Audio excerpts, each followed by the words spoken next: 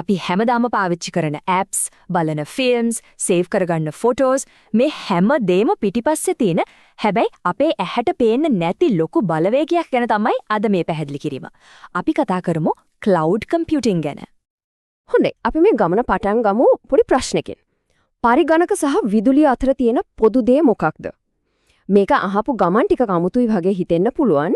හැබැයි මේ ප්‍රතිසමය එහෙම නැත්නම් ඇනලොජි එක තේරුම් ගත්තොත් cloud කියන සංකල්පයේ හිතනවට වඩා හරිම සරලයි. ක්ලවුඩ් කියන්නේ මොකක්ද කියලා හරියටම අල්ලගන්න නම් අපි පොඩ්ඩක් ඉතිහාසය අහුර යන්න ඕනේ. ඒ කියන්නේ පරිගණකවලටත් කලින් විදුලිය ලෝකෙට ආපු කාලෙටම හිතන්නකෝ ඉස්සර ඒ කියන්නේ ආදා සටුතුරු ගණන් වල කර්මාන්ත ශාලාවක් පටන් ගන්නවා නම් ඒකට ඕන කරන කරන්ට් එක තමම හදා ගන්න උනා. තමන්ගේම ඩයිනමෝ, තමන්ගේම ජෙනරේටර්. මේක ඇත්තටම කිව්වොත් වියදම අධික නඩත්තු කරන්න හරිම අමාරු වෙනමම හිසර දෙයක්. යාළුගේ ප්‍රධාන බිස්නස් එක උනේ විදුලිය හදන එක නෙවෙයිනේ. හැබැයි පොදු විදුලි බල පද්ධතිය, ඒ කියන්නේ ද ග්‍රිඩ් එක ආවට පස්සේ මේ මුළු කතාවම වෙනස් වුණා.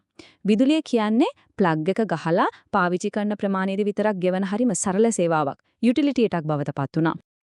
දැන් අර කතාව හොඳට මතක තියාගන්න. මොකද තොරතුරු තාක්ෂණ ක්ෂේත්‍රය, ඒ කියන්නේ IT ඉන්ඩස්ට්‍රි එකත් හරියටම මං කියන්නේ හරියටම මේ වගේම ප්‍රශ්නකට මුහුණ දුන්නා.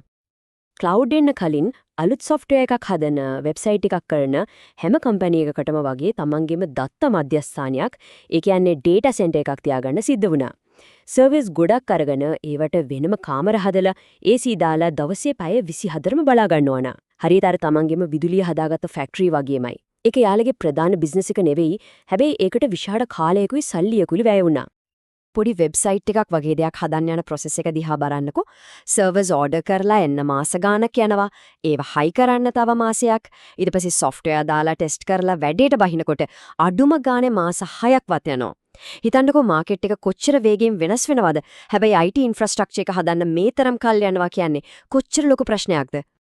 ඉතින් මේ මන්දගාමී වියදම් අධික ක්‍රමයට ආපු නියම විසඳුම තමයි cloud computing.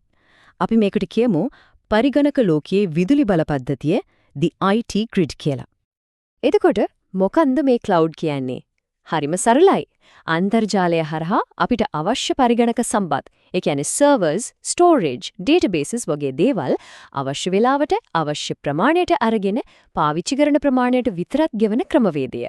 හරියට ලයිට් බිල වගේම තමයි. අර මාස 6 ඉඳන් අවුරුද්දක් ගිය process එක දැන් කොහොමද බලන්න.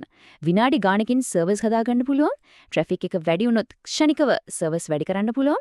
ට්‍රැෆික් එක අඩු වුණොත් ඒ ගාණ අඩු කරන්න පුළුවන්. වැඩි ඉවරුනාම හැමදේම නවත්තලා දාලා ගෙවන එකත් එතනින් ඉවරයි. මේ නිසා කැම්පැනි වලට සර්වර්ස් ගැන හිත ඉන්න නැතුව තමන්ගේ අසල් බිස්නස් එක ගැන අවධානය යොමු කරන්න නියම අවස්ථාවක් ලැබෙනවා. හොඳයි. දැන් මේකේ තියෙන වාසේ පැහැදිලිනේ. අපි දැන් බලමු මේ cloud කියන දේ ඇත්තටම ක්‍රියාත්මක වෙන්නේ කොහොමද? ඒකේ තියෙන මූලික ලක්ෂණ මොනවද කියලා. ඔන්න ඔය තියෙන්නේ ඇමරිකාවේ NIST ආයතනයේ දෙන නිල අර්ථ දැක්වීම. මේක ටිකක් බර වචන සෙට් එකක් වගේ පිනුනට මේකේ හදවතේ තියෙන්නේ හරිම සරල අදහස් පහක්. අපි බලමු ඒ මොනවද කියලා. යම් සේවාවක් cloud සේවාවක් වෙන්න නම් මේ ලක්ෂණ පහ අනිවාර්යයෙන්ම තියෙන්න ඕන. එක on demand self service. ඒ කියන්නේ කාටවත් කෝල් කර ඉන්නේ නැතුව ATM එකෙන් සල්ලි ගන්නවා වගේ Tamanටම අවශ්‍ය සම්පත් ගන්න පුරුවන්. දෙක broad network access. laptop එකකින්, phone එකකින් ඕනෑම device එකකින් internet හරහා connect වෙන්න පුරුවන්. 3 resource pooling. එකම server එකක් ගබඩා පද්ධතියක් පාරිභෝගිකයන් ගොඩ දෙනෙක් අතරේ බෙදාගෙන පාවිච්චි කරනවා. 4 rapid elasticity. රබර් පටියක් වගේ. අවශ්‍යතාවය අනුව සම්පත් ක්ෂණිකව auto වැඩි හරි අඩු හරි වෙනවා. සහ 5 measured service.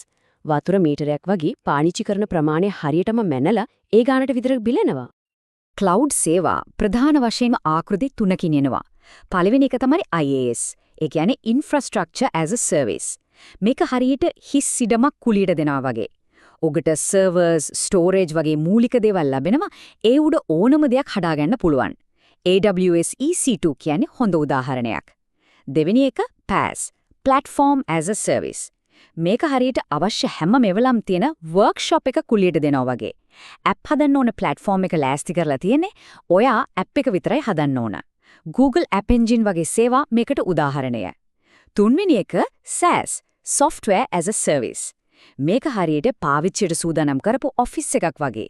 Gmail, Zoom, Microsoft 365 වගේ දේවල් කෙලික්ම පාවිච්චි කරන්න පටන් ගන්නයි තියෙන්නේ. මේ සේවා යොදවන්නත් විවිධ ක්‍රම තියෙනවා. ප්‍රධානම ක්‍රම දෙක තමයි පබ්ලික් සහ ප්‍රයිවට්. පබ්ලික් ක්ලවුඩ් කියන්නේ හරියට පොදු බස් එකක් වගේ. ඕනෑම කෙනෙකුට පාවිච්චි කරන්න පුළුවන්, සම්පත් බෙදා ගන්නවා, වියදම අඩුයි. ප්‍රයිවට් ක්ලවුඩ් කියන්නේ තමන්ගේම වාහනයක් වගේ. එක ආයතනයකට විතරයි පාලනීය සහ ආරක්ෂාව වැඩි, හැබැයි ඉතින් වියදමත් වැඩි.